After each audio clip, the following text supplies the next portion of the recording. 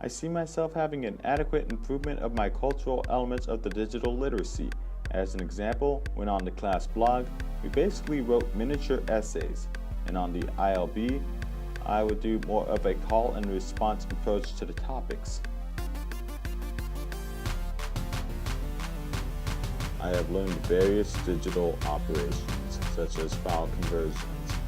One example of this in practice is the use of an Apple product, for instance my iPhone that I use to record myself, and also the use of a Windows product such as my Toshiba laptop to combine the files that I've separately recorded into a video. File conversion from a mobile platform to a stationary platform, as well as Apple to Microsoft, is a skill that I have developed. The constructive category is something that came kind of well to me. Before, I already had kind of a nice healthy knowledge of what I could use my devices for, but I could never learn too much, and I sure did learn a bit from this class.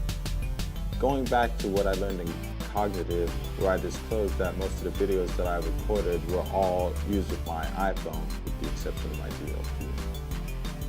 Now, this feature is something that would otherwise be used for basically grouping off, but I found a way to incorporate it for an academic purpose. There are two sides to me in my development in the communicative category. On one side, I really didn't improve that much. On the other side, I already knew quite a bit in my communicative category in my communicative potentials of my devices before the class began. As an example, in the class blog, we would write as if they were actual essays that we had to write, and on my individual learning blog, I would do more of an interview type feel, and I had very loose writing criteria for my individual learning blog, which was pretty much spelling and grammar. I think I'm quite confident in what I've learned in the various schematics of different digital communities through digital technology. As an example, when I was basically writing performance reflections for some of my music classes, our professors, they weren't really looking for, top tier essays. They had pretty loose criteria, which is pretty much spelling and grammar. I basically wrote them how I would, talk in a normal conversation, contrasting to this class where we basically, had sources and, put in-text citations for our sources, even on our class blog, let alone on our portfolio drafts.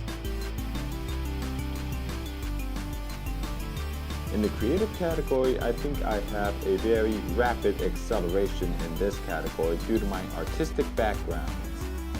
This can be seen, or in my case, it can be heard within my digital literacy product, where I basically made a video to basically put the soundtrack to it. Now, the program that I use specifically to put the soundtrack to the video, I have used to basically develop over 35 different soundtracks over the course of about 5 or 6 years, including the one that is in this video. I basically discovered the use of this program basically by goofing off on a computer. One thing that I learned is that we basically have to make it up as we go when it comes to using digital technology. As pointed out in Digital Nation, we would basically do research on a device to basically learn how it works, but by the time it's done, the device has already been outdated. So what I have learned from this is basically we have to be ready for whenever the current device goes outdated, and basically be ready to keep on changing.